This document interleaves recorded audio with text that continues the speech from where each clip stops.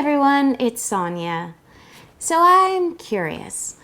Have you ever believed that if I just work harder, I'll be able to get this done? Or if I just push through this, I'll figure it out? The more I do, the better it's gonna be. Or no pain, no gain, right? Hard, hard, hard. Let's just jam our way through whatever it is that might be in front of us. Have you ever done that? I know I have. I certainly came from the work harder, do more mindset. And look, sometimes that can still be effective. It's important to take action. It's important to move.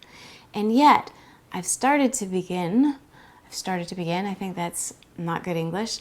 I have begun to realize the power of stillness. And Eckhart Tolle says, true intelligence operates silently. Stillness is where creativity and solutions to problems are found. And I think that's really true.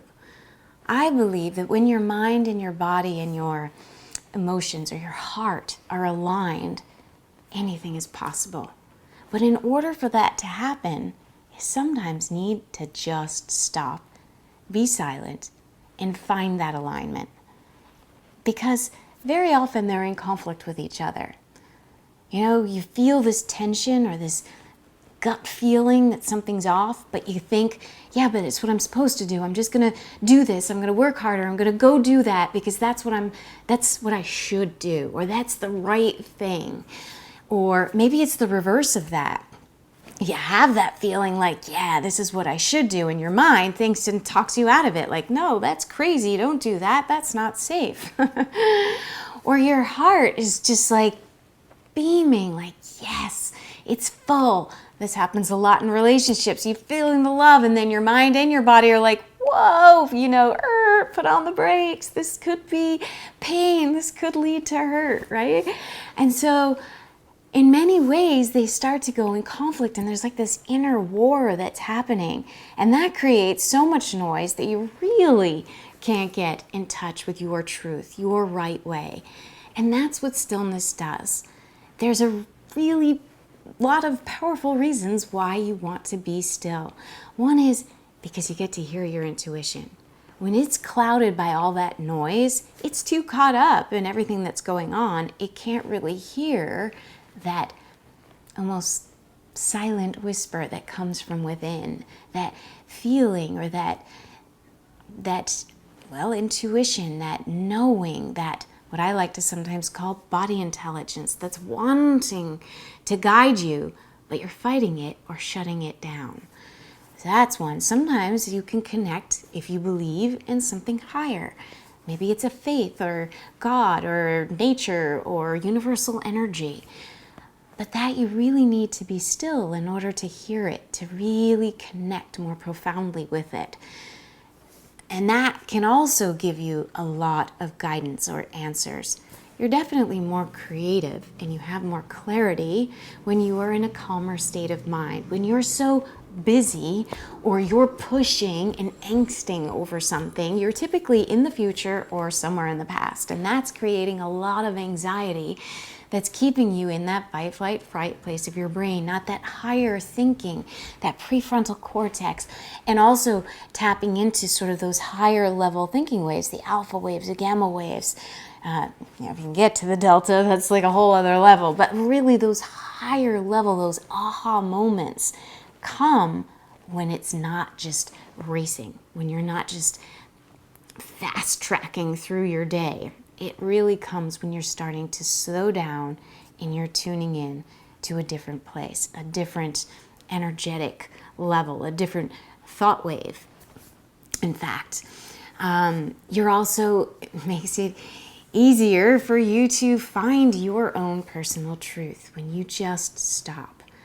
And that's the goal. We want to problem solve. We want to follow our right path. There are so many right paths out there, and there's so many people that are so happy to tell us how to do things, including my dog. Thank you, Sadie. She agrees. That it's hard to discern what do I feel versus what's out there. And there might be some powerful strategies and great advice and great lessons to be learned from outside, but you have to be in tune to what's going on inside to know even whether it's right for you. So what are some ways in which you can move into stillness? Number one, decide you're going to commit to it. I really wish I didn't have to admit this, but I've done it on so many more than one occasions. But like, I thought, I gotta be still. I'm going to meditate. And I literally have said, yeah, I don't have time for that right now. I'll do it later. Like, no, actually, you probably don't have time not to do it. But it seems like this other thing, if I just hurry and get busy and do stuff, that's more important than actually gaining clarity, creativity, getting in tune, tapping into my gut, my intuition, or into a higher power, so that the action that I take is much more aligned.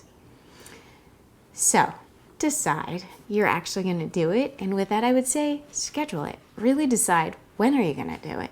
And for how long are you going to do it? And it doesn't have to be hours upon hours.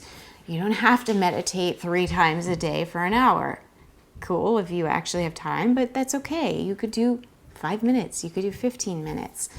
That helps. It just stops the noise. Also control what noise you let in.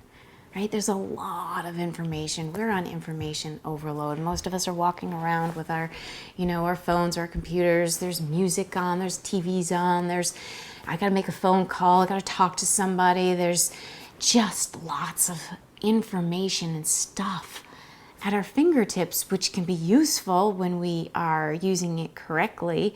But when we're just using it to make us feel better or to essentially numb us of what might be going on, and really allowing ourselves to tune in and tap into what we're feeling, what's really going on, and what our body is telling to us, that's where the core truth lies.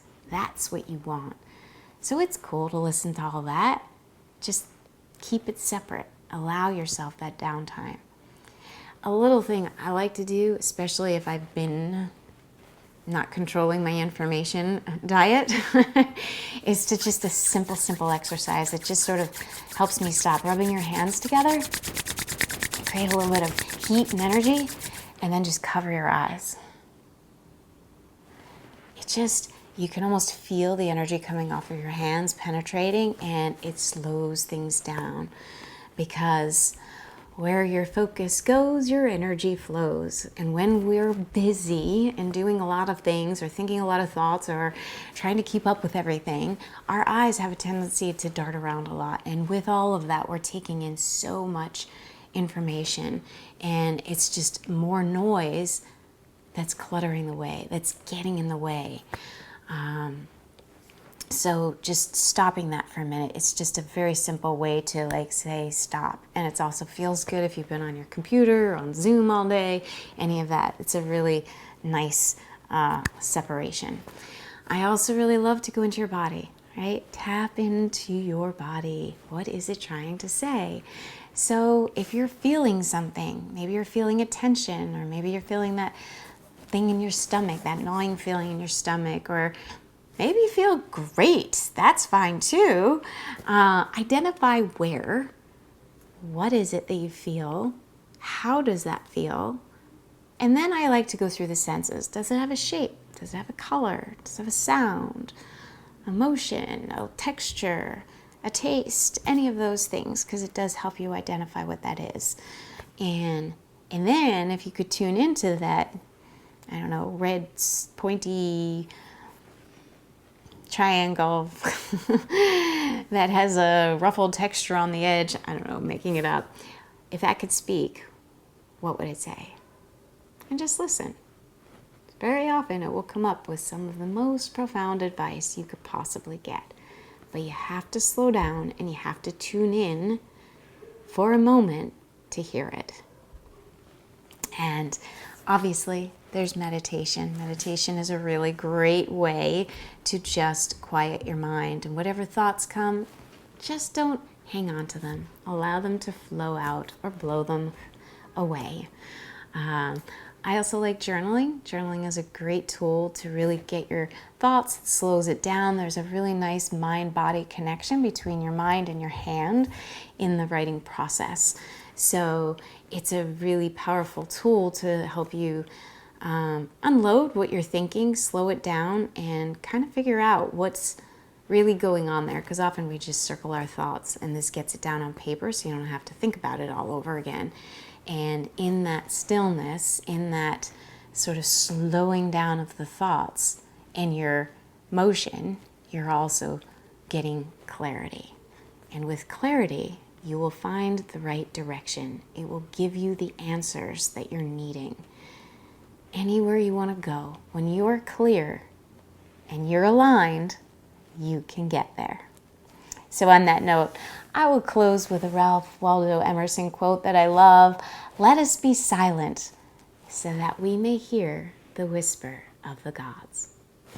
On that note, go off, be silent, and still, just for a moment, and shine.